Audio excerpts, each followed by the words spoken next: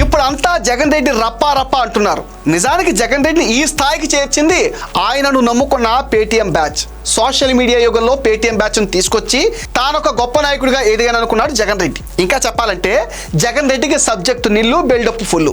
కానీ Paytm batch మాత్రం జగన్ రెడ్డికి చాలా ఎలివేషన్స్ ఇస్తారు. 2014లో అధికారంలోకి వస్తాన్న అంచనాలు తారుమారయ్యాక జగన్ రెడ్డి రాజకీయ వ్యూహాల కోసం అవుట్ సోర్సింగ్ ను నమ్ముకున్నాడు. తన స్టామినా ఏంటో జగన్ రెడ్డికి తెలుసు కనుక బిహారీ ప్రశాంత్ కిషోర్ ను ఎంగేజ్ చేసుకుని రాజకీయ కుయుక్తులు మొదలుపెట్టాడు.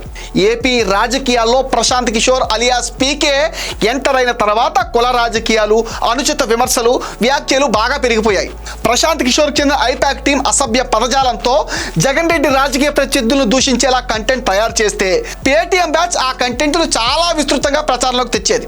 ఇలా అసభ్య కంటెంట్ ను తమ సోషల్ మీడియా అకౌంట్ లో పోస్ట్ చేసే వారికి పోస్టుకు ₹5 చొప్పున చెల్లించేవారని ఒక ప్రచారం కూడా ఉండేది.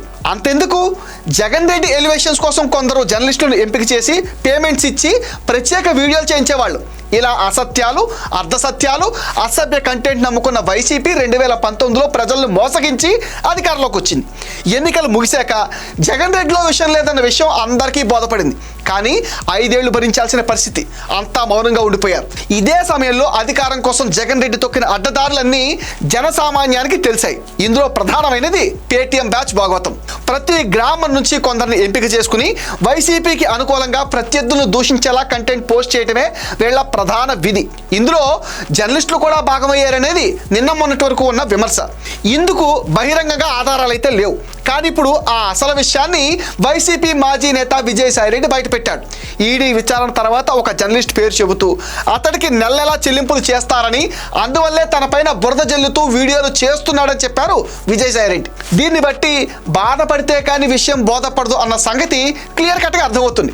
విజయసాయిరెడ్డిని వైసీపీ పేటీఎం బ్యాచ్ టార్గెట్ చేయడంతో ఆ ముసుగు వీరుల సంగతి బయటపెట్టాడు. ఆ ఒక్క జర్నలిస్టే కాకుండా ఇంకా అలా ఎవరెవరున్నారో, నెలలా ఎంతెంత తీసుకుంటున్నారో వాళ్ళ పేర్లు కూడా బయటికి చెప్తే విజయసాయిరెడ్డి లాగా మరొకరు మోసపోకుండా ఉంటారు.